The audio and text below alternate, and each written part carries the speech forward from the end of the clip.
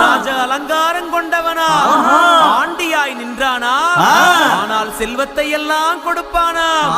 அப்படிப்பட்ட முருகனவன் ரொம்ப ரொம்ப சின்னவனா